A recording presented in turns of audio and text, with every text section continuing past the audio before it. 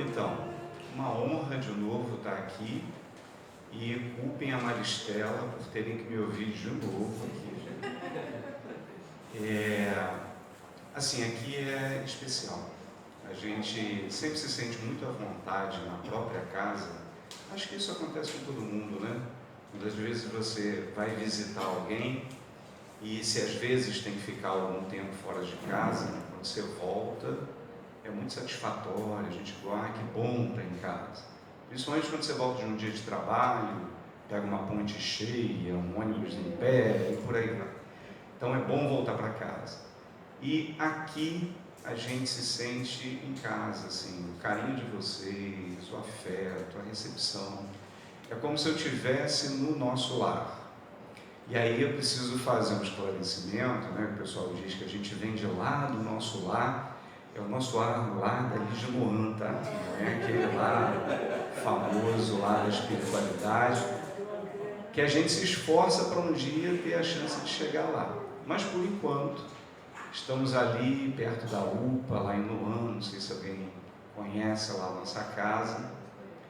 E assim, eu não me canso de enaltecer o trabalho das casas espíritas, por onde a gente passa, porque cada casa tem lá a sua peculiaridade, a sua atividade de preferência, mas seja ela qual for, o principal objetivo das casas espíritas é trazer luz, luz pelo esclarecimento, abrandar as nossas dores, trazer esperança para que o futuro seja melhor do que o agora. Mas a gente tem que confessar que às vezes é difícil, né? Aparecem situações que tornam essa esperança de um futuro melhor complexa, desafiadora, porque é mais fácil quando a gente comenta o problema do outro do que quando o problema é nosso, né? E falando em casa espírita, a gente está há 28 para 29 anos lá em Luan, no nosso lar.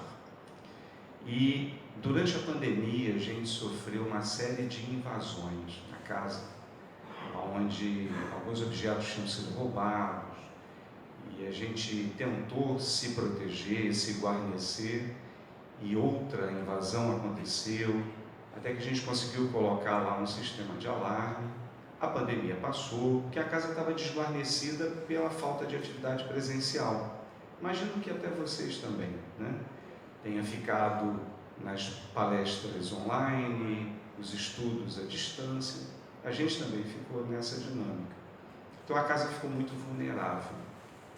E agora, no último carnaval, a gente sofreu uma invasão ainda mais grave, a ponto de levarem geladeira, fogão, quebrar parede, enfim, foi uma bagunça muito grande. Cortaram a alarme? Sim, cortaram a energia e, sem o menor temor, foram levando as coisas.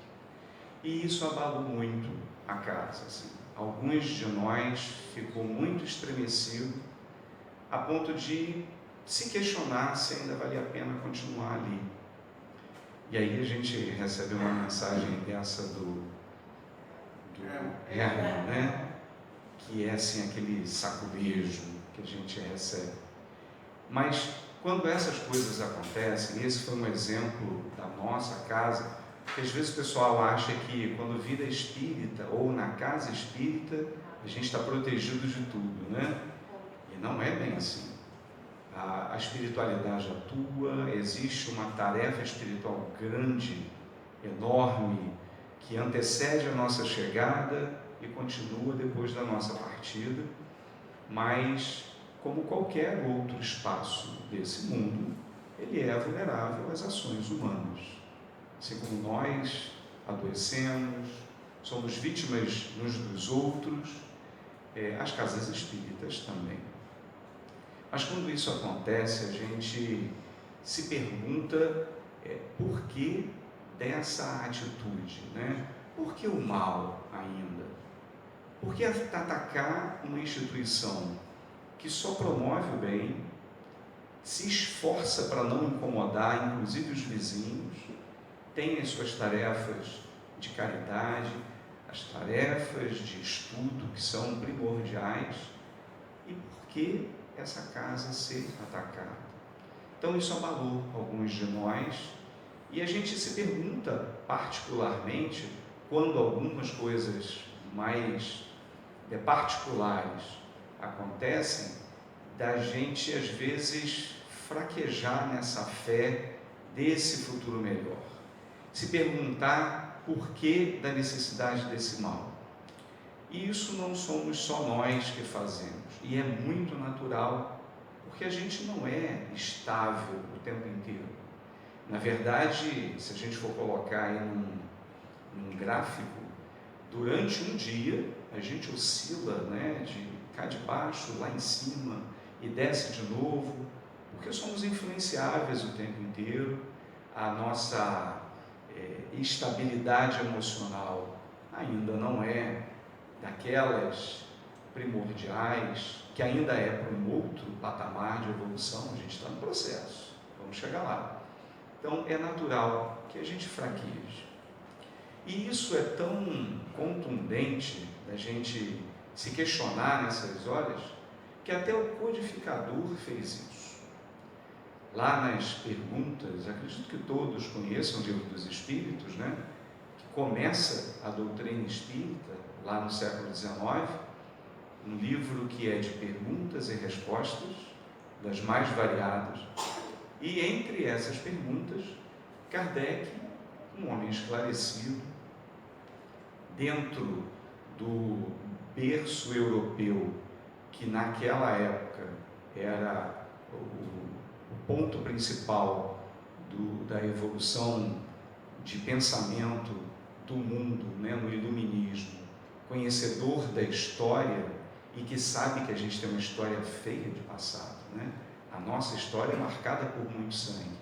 Então, um homem acadêmico conhecia a história, e ele vai fazer essa pergunta para os espíritos, sobre essa maldade, porque entre as muitas revelações, os espíritos dizem que a gente não retroage, a gente só anda para frente.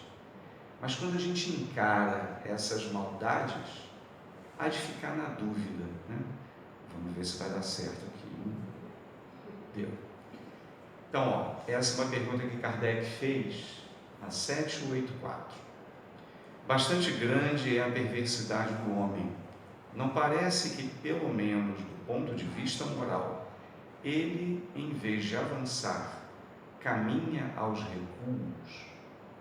Então, os espíritos já tinham dito para ele, essa é uma pergunta que ele codificou, mas as muitas mensagens já tinham sido esclarecidas, que a gente só anda para frente.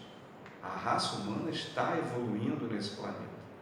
Mas quando a gente bate de frente com muitas notícias ruins, e aí não é privilégio de um ou outro, Até quem se esforça em não ouvi-las na televisão ou na internet, elas chegam até nós, mesmo que a gente não procure por elas, porque são muitas. E aí os espíritos vão responder para ele: enganaste. Observa bem o conjunto e verás que o homem se adianta, pois que melhor compreende o que é mal e vai dia a dia reprimindo os abusos. Faz-se mister que o mal chegue ao excesso para tornar compreensível a necessidade do bem e das reformas. Então, eles são categóricos em afirmar e reafirmar: nós andamos para frente, sim, não andamos para trás, a gente não retroage. Mas nessas horas, ou principalmente quando nós somos afetados, a gente fica se perguntando, por que então, se a gente é destinado, e eles revelam isso no Livro dos Espíritos, destinados à felicidade, explicaram de onde viemos, qual era o nosso passado, a nossa dinâmica de evolução através das reencarnações, e já disseram qual é o nosso destino final? Felicidade. Por que existir o mal? Essa é uma pergunta que se faz há muito tempo. Até mesmo antes da tradição cristã e antes do cristianismo, a formação do judaísmo, e mais antigo do que isso, a tradição dos gregos, na mitologia grega, essas perguntas também passaram, né, de como surgiram as maldades ou as benesses, como é que era a psicologia humana. Eles eram fantásticos, os gregos. Tanto é que nasce a filosofia entre eles. Existe uma história, então assim, não estranhem se o que eu vou contar seja um pouco diferente dessa mesma história que você já tem ouvido de outra forma. Porque como é um mito, pode ter outras interpretações, tá? Mas, segundo os gregos antigos, existiam os deuses, um deus para cada coisa, sendo o Deus supremo, Zeus. E entre esses seres celestiais haviam os titãs, que serviam a Zeus. E entre esses titãs destacou-se um chamado Prometeu. Prometeu tinha a habilidade de gerar vida. E na Terra, do plano físico, longe do Olimpo, ele começa a criar as criaturas, animais, e cria os homens. Prometeu tem um irmão chamado Epimeteu. Epimeteu tinha a habilidade de vislumbrar o futuro. E ele percebe, Epimeteu, que aquelas criaturas, os homens, iriam fazer coisas fantásticas. Mas Prometeu era impaciente. E ele queria que a raça humana avançasse muito rápido. Então, espertamente, ele vai ao Olimpo e rouba o fogo de Zeus. O fogo. E traz para a terra e entrega na mão dos homens. Com o fogo na mão, uma tecnologia avançada para o início das coisas, o homem poderia forjar armas, dominar os animais, mudar a alimentação, dominar a natureza, e assim começou a fazer. Evoluiu, cresceu, avançou. Quando Zeus descobre essa ousadia de Prometeu, ele o prende e o condena. Ele é amarrado numa montanha, num penhasco, e lá fica aonde um animal, uma ave, agora eu me esqueci, não sei se é bem uma águia ou se é um corvo, vai lá e come o seu fígado durante o dia. Durante a noite, o fígado se reconstrói. E no dia seguinte, o bicho vai lá e come o fígado dele de novo. E essa tinha sido a punição eterna para Prometeu. E para Epimeteu, Zeus foi um pouco mais ardiloso, porque ele foi e criou a mulher. Olha só. Assim como a tradição judaica que fala da origem de Eva, como sendo a primeira mulher para fazer companhia a Adão, na mitologia grega, os homens são criados primeiro e aí Zeus cria a mulher. E quando ele manda essa primeira mulher para a terra, Epimeteu fica encantadíssimo com ela, porque ela tem todos os atributos das deusas: beleza, habilidade manual, sedutora, forte, e Epimeteu fica encantado e se casa com ela. Pandora, a primeira mulher segundo a mitologia grega. Pandora vem para a terra e traz um presente de casamento de Zeus, que é uma caixa.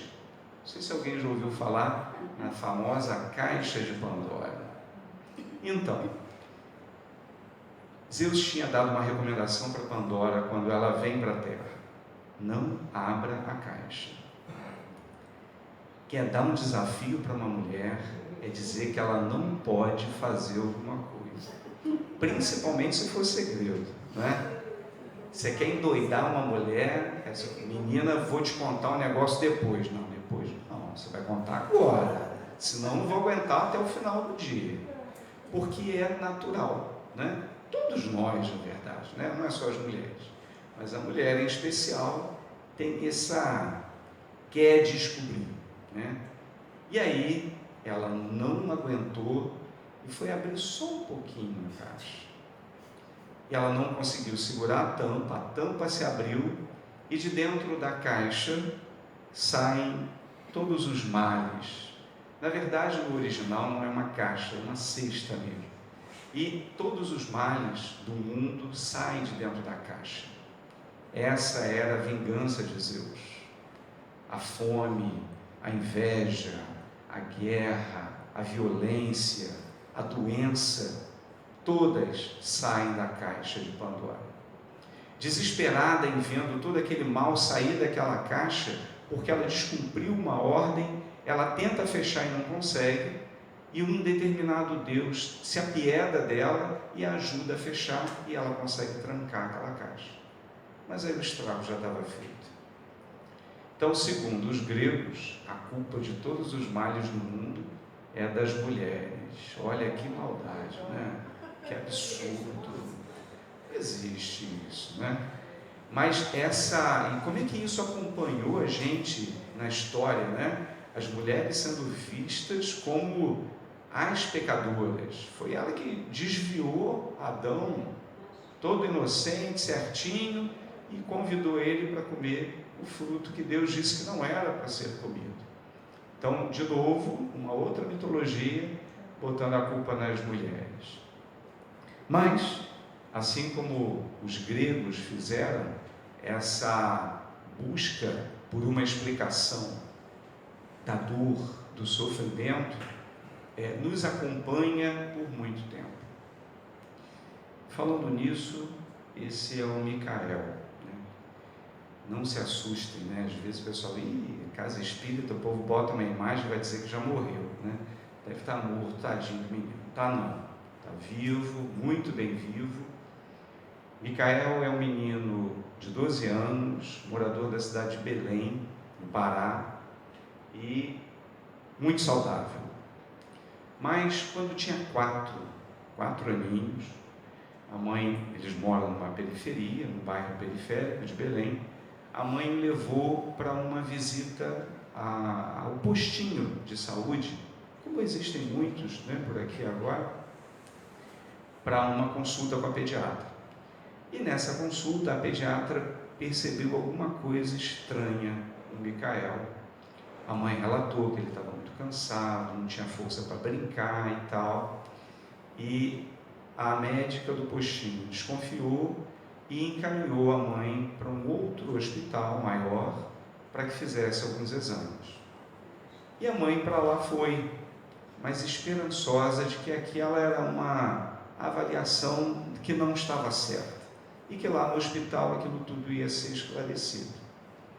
E no hospital, depois dos exames, o que os médicos perceberam é que ele tinha aquele câncer do sangue, leucemia. 4 anos, Micael tinha leucemia. Então a mãe que foi para uma consulta acabou tendo que ficar lá porque imediatamente começaram a fazer alguns procedimentos. Na sua ideia, aquilo ia ser só até o dia seguinte. No dia seguinte eles iam embora para casa. Isso não aconteceu, ele teve que ficar lá 1 mês internado para começar aqueles tratamentos pesados. Não sei quem aqui já vivenciou, tem conhecidos ou passou por esse problema da questão do câncer, que é da quimioterapia, da radioterapia. E aí o Micael passou por todo esse processo, aquele mais pesado no começo, e depois, como é de praxe, as pessoas se tornam pacientes daquele hospital de oncologia, e esse era especializado para criança, durante muito tempo, porque voltam para fazer os exames de rotina até que ele esteja realmente liberado daquela doença. E aí o hospital Depois de 8 anos de tratamento, nessas condições, o hospital ele criou um procedimento, o que a gente pode chamar? Uma espécie de comemoração. Quando a criança, que era um hospital infantil, quando a criança chegava ao fim do tratamento, ele pegava aquele sinozinho que está ali na mão do Micael e ele passava pelos corredores do hospital tocando aquele sino para que todos soubessem que ele havia vencido o câncer. E isso virou uma tradição desse hospital de Belém, e toda vez que uma criança passa pelo corredor tocando o sino, as outras mães vêm aplaudir que aquela família conseguiu a vitória da cura da sua criança, e é para ela também a esperança de que o seu filho daqui a pouco vai tocar aquele sino, que eles chamam de sino da vitória, lá nesse hospital. Então percebem como é que é a esperança que nos move para frente. Essa infeliz ideia dos gregos e dessa tradição que a gente carrega de que a culpa é das mulheres, são elas as guerreiras que, apesar da dor de saber que a sua cria está doente e que ela pode perdê-la, insiste em continuar o tratamento. 8 anos de tratamento, e a Cleia continuou cuidando do Micael até que ele ficasse livre da doença. São elas as poderosas, são elas que enfrentam as dificuldades. Quantas vezes a gente vê, às vezes, em imagens, na frente de presídio, as filas de visitação, a maioria que está lá são mulheres, mães, irmãs, namoradas, esposas, filhas, que cuidam daqueles que estão presos lá. Então não são elas que são o símbolo da dor, muito pelo contrário. Então, vamos mudar o rumo dessa prosa? Eu não vim aqui para falar de dor, Tinha uma projeção aqui ainda há pouco, dizendo que eu ia vir falar de esperança. E é disso que eu vim falar, não vim falar da dor. A dor é aquilo que mexe com a gente, que cutuca a gente.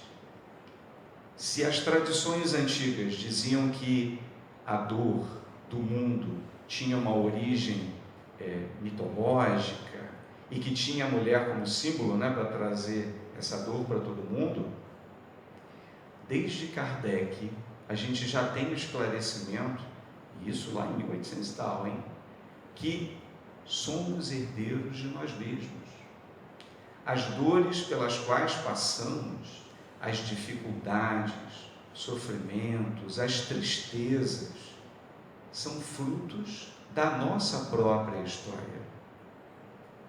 Herdeiros de nós mesmos, recebemos de volta aquilo que deixamos para trás, desarmonizado, desequilibrado, e aí com muita grandeza, e os Espíritos já revelaram, o Criador nos dá novas oportunidades, uma folha em branco para começar de novo.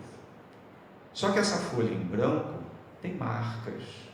A história a gente vai escrever, mas existem marcas que nós deixamos, e elas não podem deixar de ser vistas. E aí a gente, na verdade, recebe com essas dificuldades e essas dores, que a gente se questiona quando é diretamente conosco, se somos merecedores daquilo, se não estamos sendo vitimados de forma desonesta por um mundo que não está vendo que a gente não merece, que uma criança pequena não merece passar por aquele sofrimento. O esclarecimento dos Espíritos nos mostra que esse é o processo. Estamos passando por isso para acertar aquilo que a gente desarmonizou. E isso vai passar, vai passar. É claro que se a gente não arrumar nova dívida, É igual um empréstimo consignado. Você pega quando está quase lá no meio de pagar, aí já está devendo de novo, você já pega outro para refinanciar aquele, e e aí não acaba nunca aquele empréstimo, né? Você arruma mais dívida. Então, o grande lance que Kardec deixou para a gente é que nessa nova história não arranje mais dívida, paga a dívida antiga, não arruma mais, para não deixar para a próxima ter que continuar pagando dívida. Então vamos acertar agora, acertar aqui e agora. E o que nos leva a seguir adiante, a ter essa força para superar essa dor, essa dificuldade, essa dureza que às vezes a vida parece botar só para a gente, parece que é só nosso, a nossa dor é a pior de todas. Aí vem essa esperança. Papel de professor, né? É mania mesmo. Vamos ver aqui, ó. Passei direto aqui. Do latim sperare, esperança, significa confiança, expectativa, perspectiva. Corresponde ao sentimento que nos leva a olhar para o futuro com condições melhores que o presente. Então, para os gregos antigos, na verdade, a palavra esperança só significava futuro, não necessariamente bom, era algo para frente.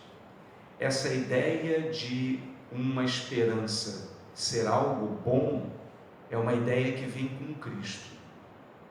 Nas suas pregações, o Cristo começa a espalhar, sobretudo para os mais sofridos, a ideia de que o futuro vai trazer as benesses.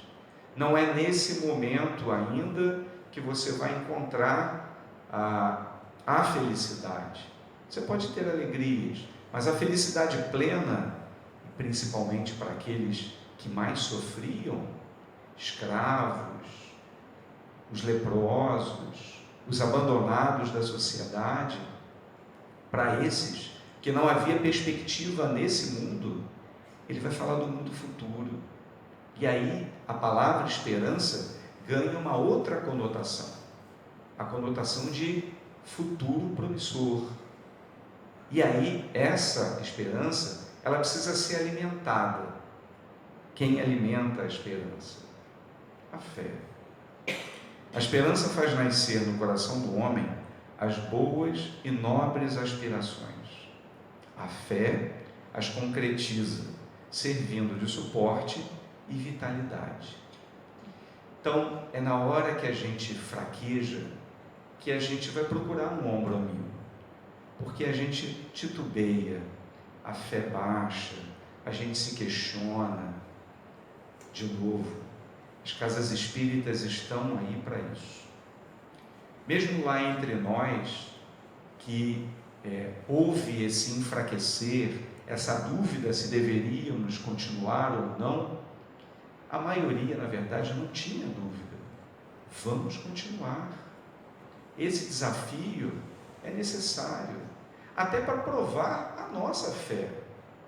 A gente propaga para as pessoas uma esperança que a doutrina espírita traz, e quando a gente é desafiado, a gente vai fraquejar? Não. Então estamos lá ainda, vamos continuar. Se tiver necessidade de alguma mudança, a gente vai fazê-la. Mas as casas espíritas, assim como todos os outros centros religiosos que se devotam à evolução da humanidade, da alma humana, leva a força da fé para renovar as esperanças das pessoas. Porque quando a gente escuta coisas como agora, né, na virada de fevereiro para março, completou-se 1 ano da guerra entre a Ucrânia e a Rússia, que é uma coisa muito feia, que a gente imaginou que não ia acontecer. Eu acho até que eu já comentei isso aqui. Às vezes fica parecendo que só tem essa guerra no mundo, e não é, né? Existem vários outros conflitos que se arrastam há décadas, mas que não vão parar na grande mídia. Esse foi parar porque ele está no meio da Europa, e são países que têm uma importância internacional muito grande. mas vários países africanos passam por guerras há muito tempo. As pessoas morrem tentando atravessar o mar Mediterrâneo e chegar na Europa, fugindo de guerras na África e na Ásia. Então existem muitas. Mas quando a gente escuta, né, esse triste aniversário, a gente às vezes pode ficar com dúvida nessa humanidade. Aquela pergunta que Kardec fez para os espíritos.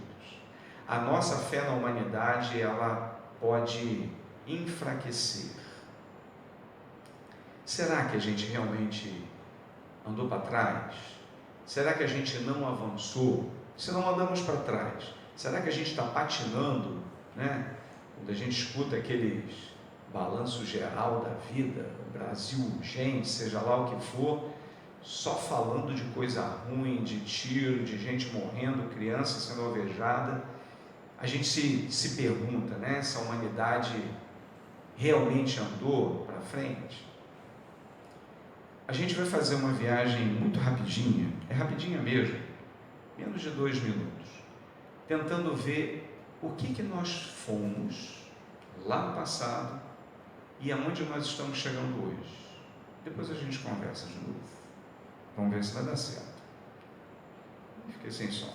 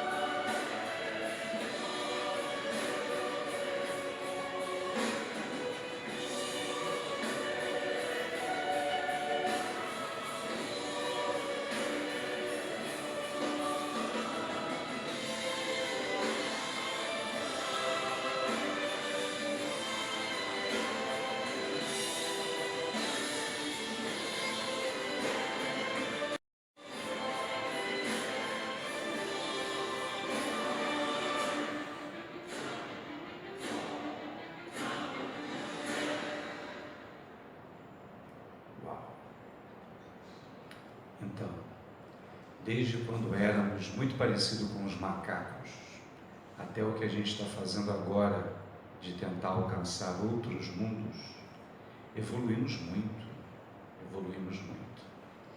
É bem verdade que as imagens ali também mostraram muitas guerras, né?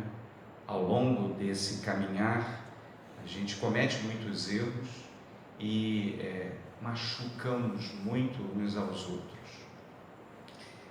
A asa da evolução científica, das técnicas, das construções, das máquinas, ela parece ser maior do que a asa moral.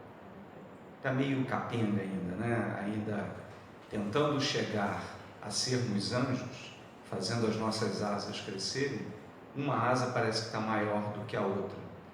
E é aí que parece que a gente não está andando para frente. Mas estamos sim, estamos. Se a gente pensar, né, nessa história toda aí, na evolução do que já fomos e do que já começamos a nos tornar, a gente já avançou. Eu posso falar aí sem medo de errar, que a grande maioria de nós aí viveu os anos 80, né? Acho que sim, né? Então, se a gente pegar os jovens, tem uma zinha ali no meio, né? E mostrar um programa de humor dos anos 80, eles não vão achar graça. O que a gente ria pra caramba, e isso passava na televisão aberta para todo mundo ver e tal, eram piadas extremamente preconceituosas, que achincalhavam com a mulher, com o negro, com o gordo, com o baixinho, com o anão. E assim, isso era engraçado. Para eles não é mais, porque eles já cresceram. É claro que tem as brincadeiras e tal, mas eles já cresceram num mundo onde algumas coisas já são ilegais, não podem mais ser ditas assim. Você pode pensar na sua cabeça, mas tornar isso público, tenha muito cuidado. Então, a geração desses garotos mais novos é muito diferente da nossa. A gente cresceu com isso sendo muito natural. Fizeram um experimento anos atrás, pegando umas crianças e colocando um texto para que elas lessem, e elas não sabiam exatamente o que estava escrito, mas elas começaram a ler e estavam sendo filmadas. Conforme elas iam lendo, e era um texto que fazia deboche com os negros, falava mal, esculachava, como eles dizem aí. E aí as crianças, quando começavam a perceber o que estava escrito, começavam a engasgar e não queriam continuar lendo. Algumas crianças começaram a chorar, porque não aceitavam aquilo que estava escrito ali. Então, o que era engraçado há 40 anos atrás, hoje é inaceitável. Mas tem gente ainda matando uns aos outros, apertando garganta de mulher, feminicídio, perseguição, homofobia. Isso demora. A implantação de uma tecnologia nova, a gente rapidinho se acostumou com o celular. Tão rápido que hoje a gente não larga mais dele, né? Parece uma coleira de cachorro. Se a gente sair sem aquilo, parece que está fazendo falta alguma coisa. Agora, para uma atitude nova começar, isso demora muito tempo. É uma implementação que é cultural, que passa pela escola, que passa pela família. E se a família e a escola não fazem esse papel, a justiça tem que fazer. Daí vai surgir Estatuto da Criança, Estatuto para cuidar dos idosos. Somos muito mais atentos hoje àqueles que são mais frágeis do que eram no passado. Aquela ideia, né? Eu sei que é um troço meio chatinho, parece coisa de academia, né? Darwinismo social, que vai prevalecer quem for mais forte. O passado era assim: vive, continua vivo quem é mais forte para viver. A gente já não pensa mais assim. Temos que cuidar daqueles que precisam de auxílio, deficiente físico, o idoso, a criança. São tratamentos diferentes daquele que está em produção, que sabe se virar sozinho. A gente já chegou nesse ponto. Então evoluímos sim. Só que a visão que a gente tem, ela é do ponto de vista do imediato, assim, olhando uns para os outros. E muitas das vezes olhando para o próprio umbigo, quando a dor está do nosso lado. Quando eu era garoto, isso faz muito tempo, né, Edson, gente, né? Voltando lá aos anos 80 de novo, né?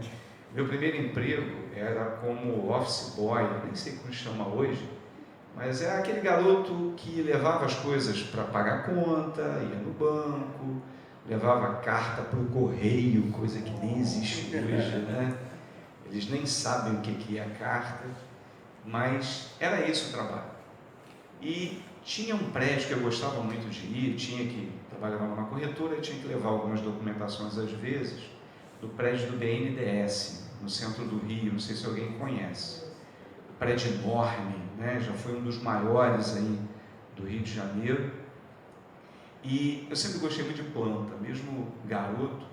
E quando eu chegava ali embaixo, eu via os jardins do BNDES, aí eu ficava com pena, nossa, o troço parece estar largado, assim, tinha uma planta aqui, a outra longe, uma com uma folhagem, aí do lado tinha um outro tipo de folhagem. Eu disse, nossa, o jardim é mal cuidado, é feio. olhando ali, né, quando eu ia subindo o prédio.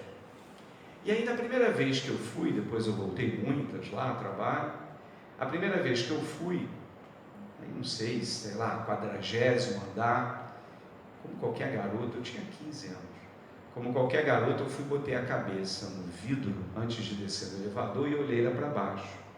Quando eu olhei, 40 andares lá para baixo, aquela bagunça de planta estava lindo, porque era um jardim todo harmônico, só que eu não conseguia ver lá de baixo, porque eu estava olhando a planta por baixo da planta. Lá em cima eu estava vendo todo o jardim, é um jardim de Burle Marx, então assim, foi planejado para ele ser visto de cima, assim como todo o aterro do Flamengo e várias outras obras dele, que são grandiosas, mas lá de cima a gente via a harmonia, aquelas folhas de cores diferentes se harmonizavam quando vistas de longe.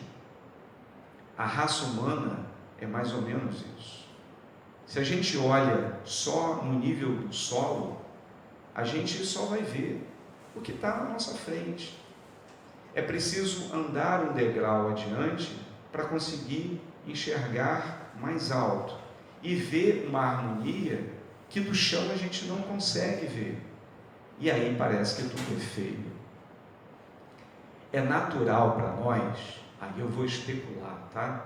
Que talvez seja até do nosso instinto de preservação do passado, em olhar, estar atento para aquilo que é desafiador, que pode nos amedrontar, a fruta que é mais amarga, que pode ser picante.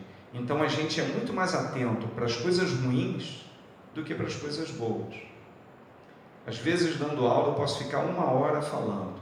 Se eu cometer um erro, um deslize na conjugação de um verbo, aquilo ali não vai ser esquecido. Tudo que eu falei antes, talvez ele nem tenha lembrado, está lá quase dormindo. Aí eu falei uma palavra sem o S, aí o professor levou, feio, hein, caramba, porque a gente grava o que está errado. Chama a atenção para nós aquilo que é escandaloso. E é claro que a mídia sabe disso. E é por isso que ela explora o que é escandaloso, porque isso nos atrai. E mesmo que a gente não goste, acaba se acostumando até passar para diante. E olha esse acidente aqui, caramba, arrancou a perna de fulano e tal. Aí você vai passando para o outro aquilo. Você achou horrível, mas passou para diante. Então, se é horrível, não passa para diante. Às vezes eles me pegam aí, professor, viu isso daqui, olha só esse acidente. Não quero ver. Não vou ajudar em nada. Não vou dormir de noite. Então, não quero ver, deixa para lá. Então, a cada vez que a gente renasce, e isso os espíritos também já nos disseram, quando a gente consegue aprender essa lógica do Criador, que acertando as nossas dívidas, a gente vai melhorar mais um pouquinho, é como se a gente subisse um andar daquele prédio e conseguisse olhar mais longe, mais de cima. Muitos de nós ainda buscam a felicidade no imediato, e às vezes esse imediato é tirando do outro aquilo que ele não tem. É como ele consegue ver. Para alguns de nós, que já subiram alguns andares aí, ele já entende que esse irmão, ele acha a felicidade dessa forma, porque ele não consegue enxergar de uma outra maneira, ou porque foi educado assim, infelizmente, entre os seus pares, mas também não existe vítima inocente. Quem está com os seus pares é porque existe uma afinidade para que aquilo aconteça. Mas a gente sempre tem a liberdade de fazer escolhas, de ir para outros lugares, tomar atitudes novas, se a gente questionar que as atitudes que são ensinadas para nós são erradas. Mas alguns poucos de nós conseguem enxergar essa busca pela felicidade por um outro ponto de vista. Mas que todo mundo quer felicidade? Todo mundo quer felicidade. Ô amigo, oi, você sabe onde é a Rua da Felicidade? Felicidade? Isso, você conhece? Não é desse mundo. Oi? O quê? Como é que eu faço para chegar na felicidade? Ah, se eu tenho uma felicidade... Ó, faz o seguinte, você vai reto aqui, segue aqui direto, toda a vida. Você vai embora toda a vida, essa estrada aqui. Tem uma hora que parece que a estrada acaba, mas não acaba. Continua, a estrada continua. Você vai embora, vai reto, diretão, aí você vai e volta, vai e volta, vai e volta várias vezes, é normal, assim mesmo. Cada vez que vai e volta, você vai ficando melhor, vai ficando mais safo no caminho. Entendeu? Vai, segue direto, tem uns buracos, você tem que, né, desviar. Às vezes a gente faz umas curvas erradas, cara, bicho, isso é normal, errar é normal. Eu peguei tanta curva errada, que eu não vou nem te falar, mas o negócio é você não persistir no erro. Fez uma curva errada, volta pro caminho. Pelo menos aquela curva errada você não pega de novo. Entendeu? Que a gente vai aprendendo. Você tem que prestar atenção nos sinais também, que tem muito sinal, sabe? Às vezes você tem que parar, deixar as pessoas passarem. As pessoas, isso é importante. Porque tem muita gente indo pra lá. Tá todo mundo indo, a gente vem da ignorância e da felicidade. Então você tem que olhar o próximo, não atropelar ninguém, parece que está cheio de esteira no carro, você ficar de olho no próximo. Aí você vai no primeiro, parece que é longe, é longe mesmo, mas o negócio é a gente não desistir de ir. Porque a graça está exatamente no caminho, vale a vista, é lindo. Eu estou indo para lá também. Ah, você está indo para lá? Quer uma carona? Não, não dá, porque é cada um no seu tempo. Cada um tem o seu caminho, sabe? Que iluminado. Então me diz uma coisa, ô seu filósofo. Se eu me perder no caminho da felicidade, eu faço o quê? Ah, já sei. Jesus é meu GPS. Ou você pode perguntar no posto de Ipiranga.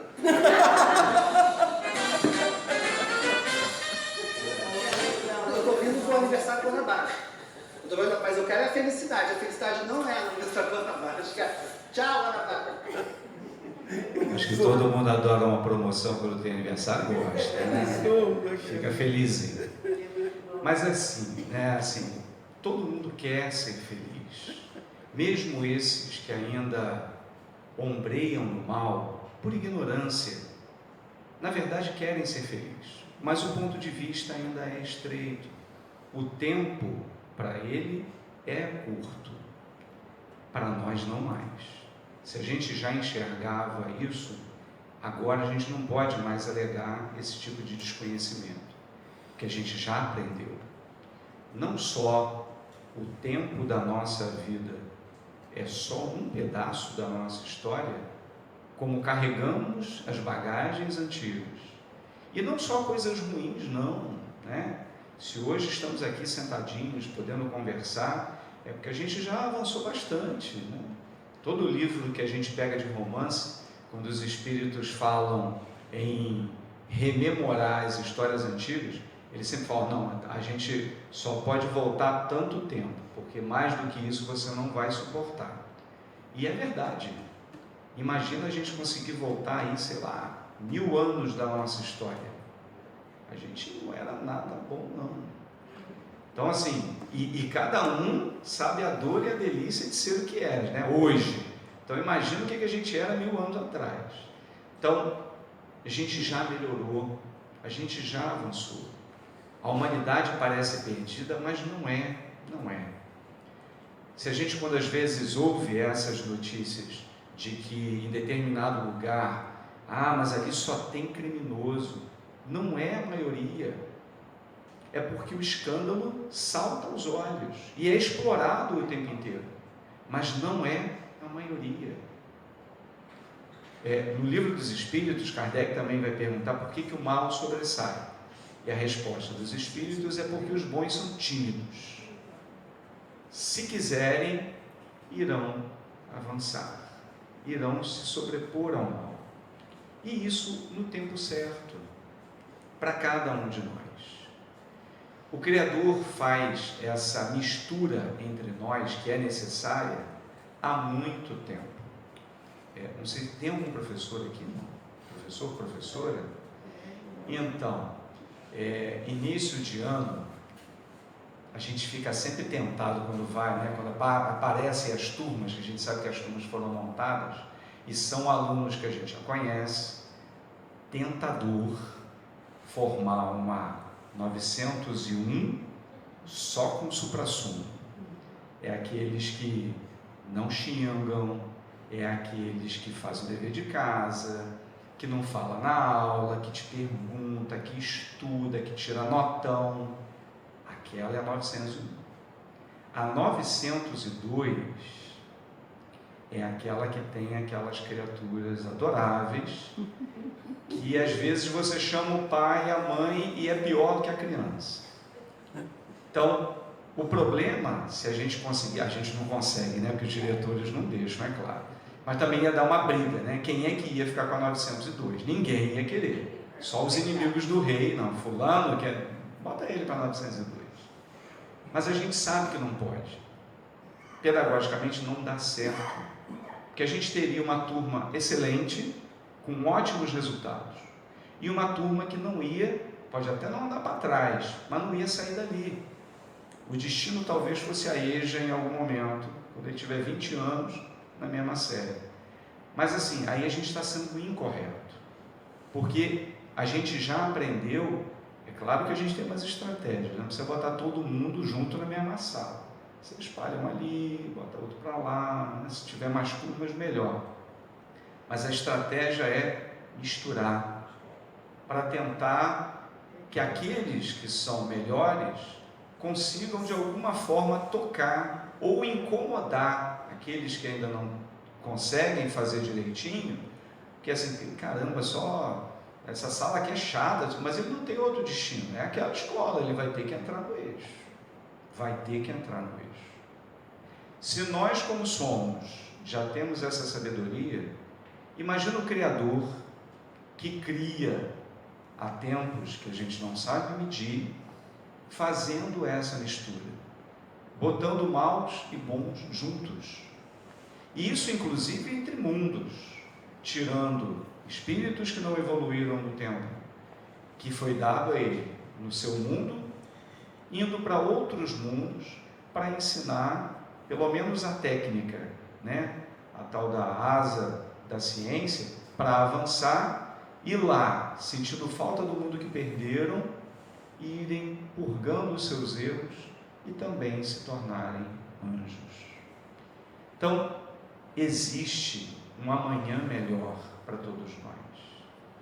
A gente precisa ter um pouco de paciência, conhecer a própria história, e na hora que a gente enfraquece, tem a casa espírita, tem o Evangelho, olhemos para o Cristo, ele está lá de braços abertos para a gente.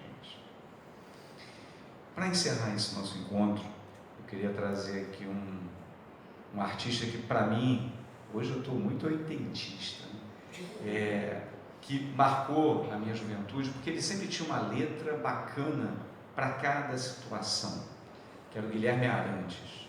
E algumas das músicas dele ficou muito emblemática, né?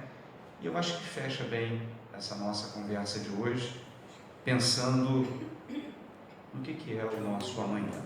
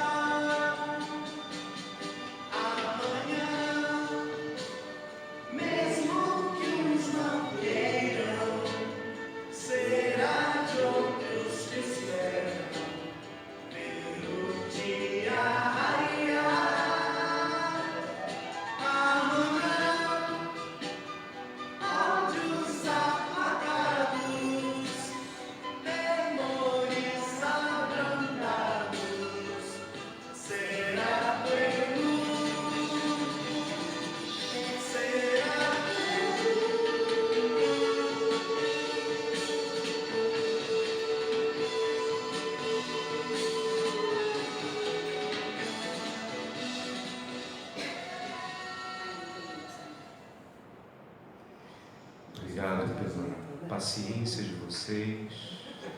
Fiquem com Deus. Muita paz para todos. Gratidão.